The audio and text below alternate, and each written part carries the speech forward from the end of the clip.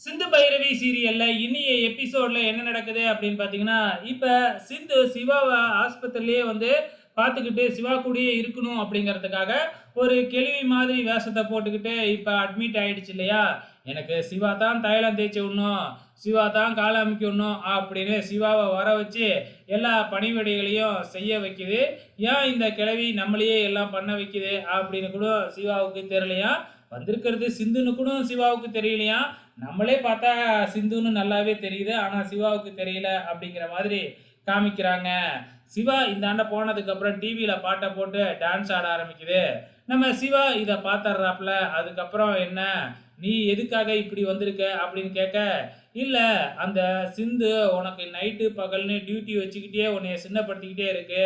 இப்ப நீ என்னைய பாத்துக்கிற சாக்குல நீ இங்க படுத்து தூங்கு. நான் உன்னைய பாத்துக்கிறேன்." அப்படிங்கிற மாதிரி நம்ம சிவாவ சிந்து பாக்க ஆரம்பிச்சுக்கிறாங்க. இது ஒரு பக்கம் நடந்துகிட்டு இருக்கு இல்லையா?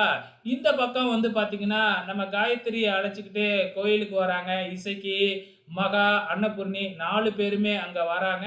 சாமி கும்பிட்டுக்கிட்டு இருக்கிறாங்க. அதுக்கப்புறம் இசக்கி ஏதோ ஒண்ணு வாங்க போறாப்ல. இசக்கியும், மகாலட்சுமியும் அங்க வர்ற நம்ம எலி செலிய வந்து பார்த்தீங்கன்னா, பார்த்துட்டு நான் வந்து கல்யாண மண்டபத்த ஓடவே இல்ல.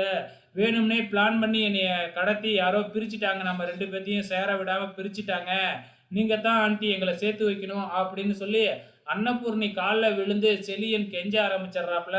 அந்த நேரம் பார்த்து அங்க மகாவும் செலியனும் வந்து பார்த்துட்டு, "என்ன கதையே மாறிட மாட்டுக்கே" அப்படின்னு சொல்லி ஓடி போய் செலியன புடிச்சு தூக்கி விட்டுட்டு, "என்ன எங்க வந்து என்ன பேசிக்கிட்டு இருக்க?" அப்படின்னு செலியன விரட்டிக்கிட்டு இருக்கிறாங்க இந்த மகா. அப்கமிங்ல என்னதான் நடக்க போகுது அப்படிங்கிறத பொறுத்திருந்து பார்க்கலாம்.